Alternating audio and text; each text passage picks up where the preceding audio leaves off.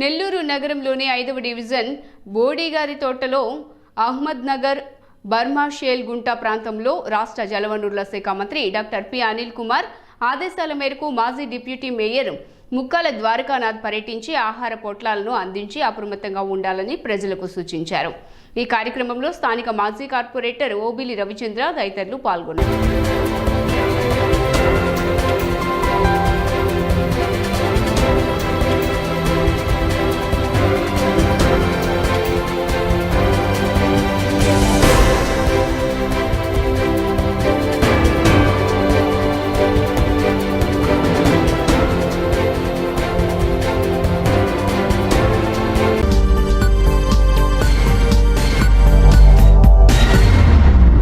మరింత తాజా సమాచారం కోసం చూస్తూనే ఉండండి JNI టుడే. సబ్స్క్రైబ్ చేయండి, లైక్ చేయండి.